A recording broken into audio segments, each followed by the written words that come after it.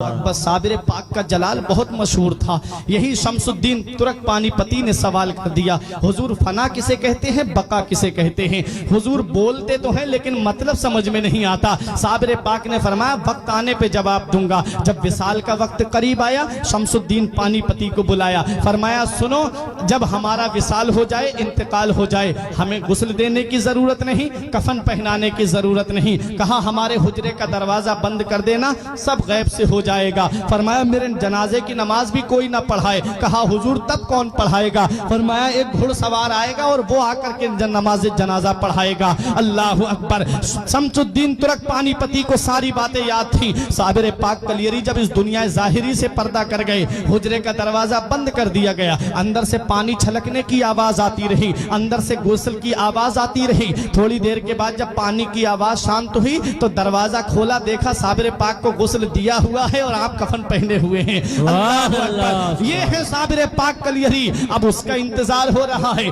जो नमाज जनाजा पढ़ाएगा। बड़े बड़े औलिया लाइन में लगे हुए हैं, बड़े बड़े औलिया सफ में लगे हुए हैं, अपने वक्त के जय्यद उलमा सफ में लगे हुए हैं, मुरीदीन सफ में बांधे खड़े हुए हैं। शमसुद्दीन पानीपती से किसी ने कहा अरे नमाज जनाजा तो शमसुद्दीन पानीपती ही पढ़ाएंगे, क्योंकि सुबह भी साबिर पाक के साथ में रहे, दोपहर को भी साबिर पाक के साथ में रहे, शाम को भी साबिर पाक के साथ में रहे, खलबत में साबिर पाक के साथ हैं, जलवत में साबिर पाक के साथ हैं, सफर में साबिर पाक के साथ हैं, हजर में साबिर पाक के साथ हैं। हर वक्त साबिर पाक के साथ जो रहे, जिसे साबिर पाक बड़ी मोहब्बत फरमाए, उसे शमसुद्दीन तुर्क पानीपती कहते हैं। कहा यही तो नमाज जनाजा पढ़ाएंगे। तब शमसुद्दीन पानीपती ने कहा मैं नमाज जनाजा नहीं पढ़ाऊंगा, बल्कि मेरे पीर का ये कहना है कि एक घुड़सवार आकर के मेरी नमाज जनाजा पढ़ाएगा। हजरात गिरामी, अब इंतजार हो रहा है उस घुड़सवार का। दूर धूल उड़ती हुई नजर आई। जब वो धूल करीब आई तो देखा कि घुड़सवार है, चेहरे पे नकाब पड़ी हुई है, मुसल्ले नमाज जनाजा पे खड़े हुए और नमाज जनाजा पढ़ा करके सवारी पे सवार होकर के जब चलने लगे, और जब घुड़सवार की सवारी थोड़ी बढ़ी, तब शमसुद्दीन तुर्क पानीपती ने दामन पकड़ के कहा आपको पता है किसकी नमाज जनाजा पढ़ा के जा रहे हो?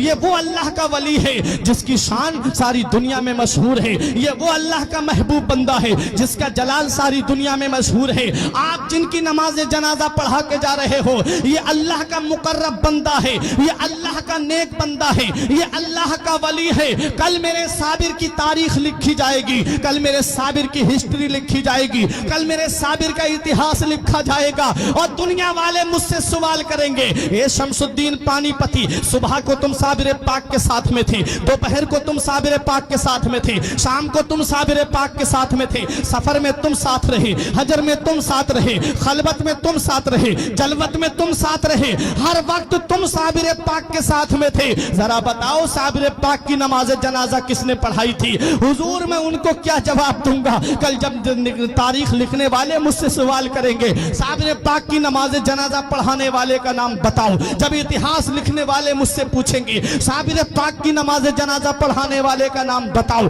तब मैं उनको क्या जवाब दूंगा? जब अदीब अपनी अपनी तारीखों में लिखेंगे तब मैं उनको क्या जवाब दूंगा? हुजूर या तो अपना नाम बता दीजिए या चेहरे से नकाब उठा दीजिए ताकि मैं चेहरा देख करके पहचान लूं। तब हम शमसुद्दीन पानीपती के सामने घुड़सवार ने जब चेहरे से नकाब उठाया तो पैरों तले की जमीन निकल गई, आंखें खुली की खुली रह गई। कहा हुजूर मैं ये क्या देख रहा हूं? हुजूर चारपाई में कौन लेटा है और मेरी निगाहों के सामने कौन खड़ा है? तब मेरे साबिर कलियरी ने जवाब दिया ए शमसुद्दीन तुम भूल गए, तुमने मुझसे पूछा था कि फना किसे कहते हैं और बका किसे कहते हैं। अरे तुमने मुझसे पूछा था कि फना और बका किसे कहते हैं। ये जो चारपाई में तुम लेटा हुआ देख रहे हो इसे फना कहते हैं, और जो साबिर तुम्हारे सामने खड़ा है इसे बका कहते हैं।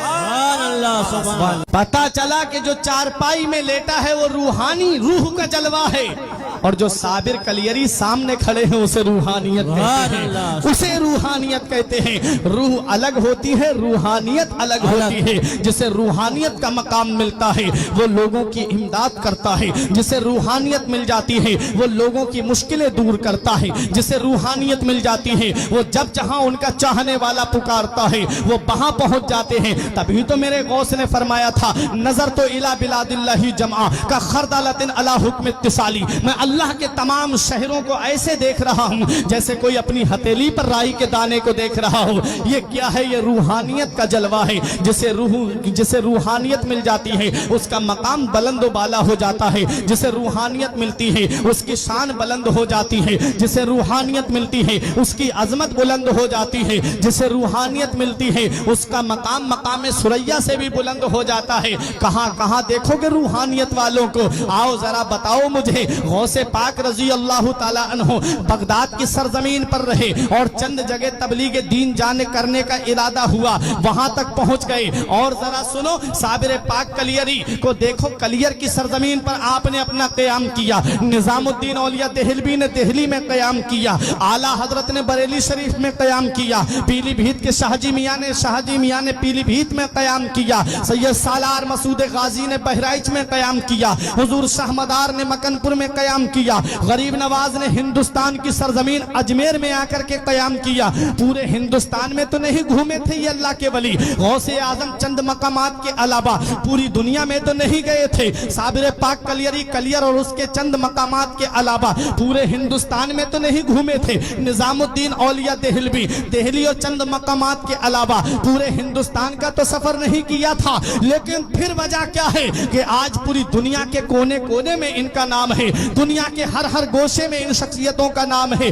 کون سا ایسا کمال کیا؟ اللہ قرآن میں فرماتا ہے جو اچھے کام کرتا ہے، ایمان لاتا ہے، اچھے کام کرتا ہے، اللہ فرماتا ہے اس کی محبت کو ہم عنقریب پوری دنیا میں عام کر دیں گے۔ پتا چلا یہ اللہ والے وہ ہیں، انہوں نے لوگوں کو راضی نہیں کیا بلکہ اللہ اور اس کے رسول کو راضی کیا۔ اور حدیث پاک ہے من کانا للہ کان اللہ لہو، جو اللہ کا ہو جاتا ہے اللہ اس کا ہو جاتا ہے۔ اللہ جس کا ہو جاتا ہے پھر اس کا نام مٹنے نہیں دیتا، پھر اس کا نام اندھیرے میں نہیں رہنے دیتا۔ یہی وجہ ہے کہ غوث اعظم اللہ کے ہو گئے اور اللہ غوث اعظم کا ہو گیا۔ پوری دنیا میں غوث اعظم کا نام ہے۔ غریب نواز نے اپنے اللہ کو راضی کیا، غریب نواز نے اپنے رسول کو راضی کیا، اللہ اور اس کے رسول نے غریب نواز کا نام اندھیرے میں نہیں رہنے دیا۔ پوری دنیا میں آج غریب نواز کا نام موجود ہے۔ اور آگے سنو، صابر پاک کلیری نے کلیر میں رہ کر کے اللہ کی عبادت کر کے اپنے رب کو راضی کر لیا۔